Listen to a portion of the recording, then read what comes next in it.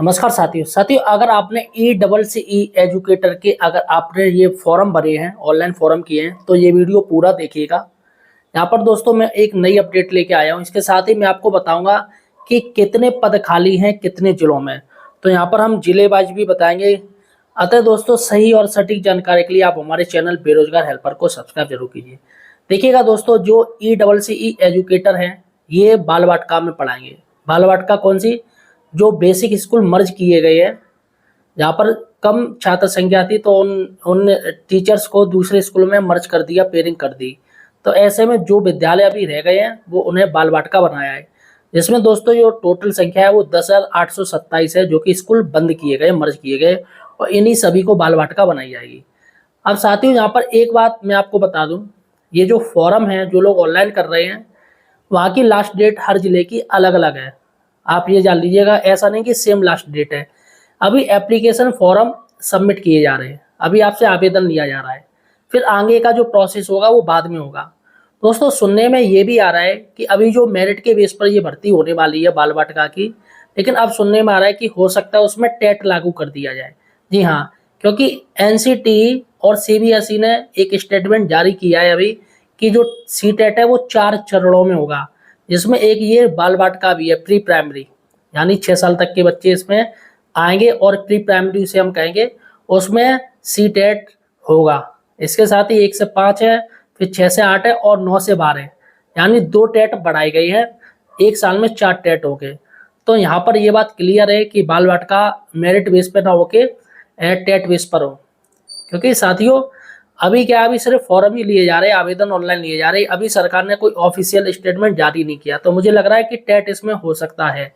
चलेगा साथियों, बात करते हैं कि अगर कोई, जैसे कोई 2 जिलों से भरना चाहे, क्या वो भर सकता है? एक ने मुझसे पूछा था, एक महिला ने, कि सर 2 जिलों से ये भर सकते हैं?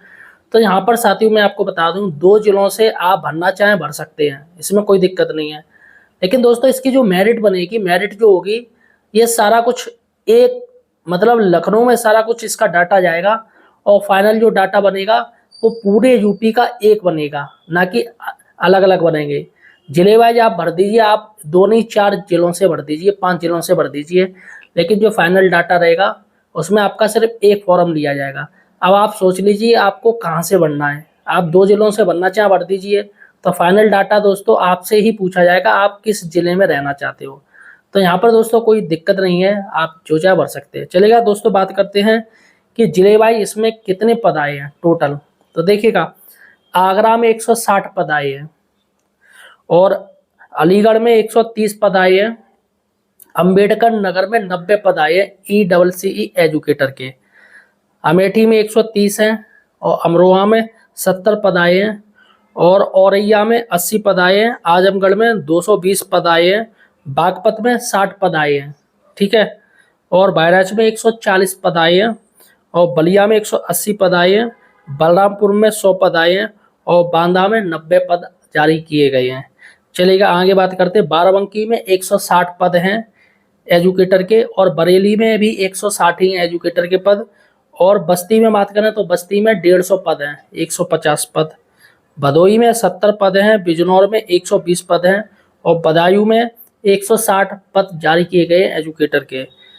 बुलंदशहर में भी 160 पद हैं एजुकेटर के, और चंदौली में 90 पद जारी किए गए हैं, और चित्रकूट में 60 पद जारी किए गए हैं, और देवरिया में 170 इसके जारी किए गए एजुकेटर के पद।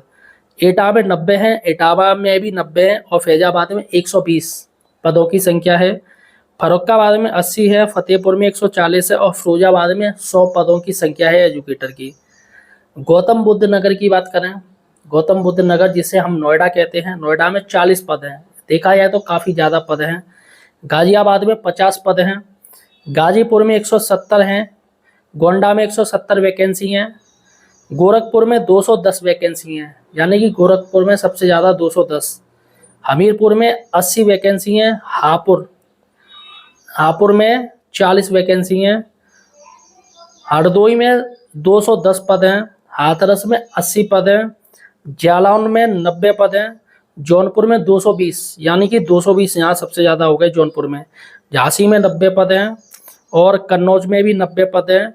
कानपुर देहात में 110 पद हैं, और कानपुर नगर में 100 वैकेंसी हैं इसकी, कासगंज में 70 और कौशाम्बी में 80 वैकेंसी हैं। चलेगा। कुशीनगर की बात करें तो कुशीनगर में 150 वैकेंसी हैं। लखीमपुर खीरी में 160 वैकेंसी हैं एजुकेटर की। ललितपुर में 70 वैकेंसी हैं। लखनऊ में 90 वैकेंसी हैं और महाराजगंज में 130 वैकेंसी हैं। महोबा में बात करें तो 50 वैकेंसी हैं और मैनपुरी में 100 वैकेंसी हैं और मथुरा में 110 वैकेंसी हैं। मऊ में बात करें तो 100 वैकेंसी हैं। मेरठ में 140 वैकेंसी हैं। मिर्ज़ापुर में 140 वैकेंसी हैं और मुरादाबाद की बात करें तो 90 वैकेंसी हैं इसमें। मुजफ्फरनगर में 100 वैकेंसी हैं एजुकेटर की। पीलीभीत में 70, प्रतापगढ़ में 180 वैकेंसी और प्रयागराज में बात करें तो 210 वैकेंसी पाई गई हैं। रायबरेली में भी 210 वैकेंसी हैं। चलेगा। रामपुर की बात करें तो रामपुर में 70 वैकेंसी हैं। सहारनपुर में 120 वैकेंसी है।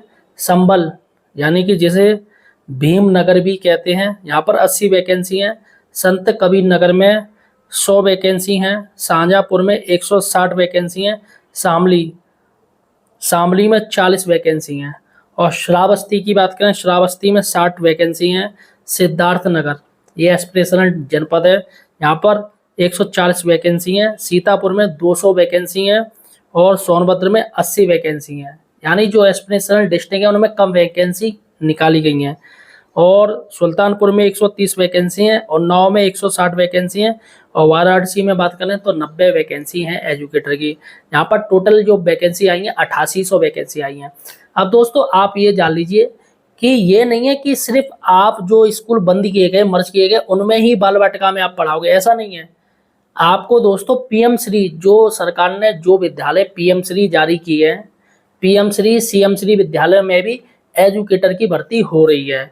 इसके साथ ही दोस्तों एजुकेटर के साथ साथ आंगनवाड़ी भी आपके साथ में रहेंगी और अगर कोई पीएम श्री विद्यालय है तो एजुकेटर और आंगनवाड़ी अगर वहाँ पर है तो वह हेड टीचर के कंट्रोल में रहेंगे। जी हाँ, हेड टीचर के अंटे में रहेंगे।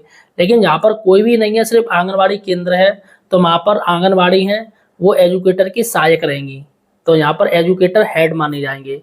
और इसके साथ ही दोस्तों सुनने में आ रहा है कि जो बीटीसी जो टेट पास प्रशिक्षु हैं, डीएलएड हैं, उनको सरकार 4000 रुपये महीना में देकर एजुकेटर के साथ रख सकती है, ऐसा सुनने में आ रहा है। अभी क्लियर नहीं है वो लोग कैसे रखे जाएंगे। उनका काम इतना मुझे पता है, उनका काम ये है कि ज़्यादा से ज़्यादा छात्र संख्या बढ़ाई जाए, क्योंकि सरकार की अभी ज़्यादा छीछा-लेतन हुई है स्कूल बंद करने में, तो अतः सरकार नया प्रयोग कर रही है।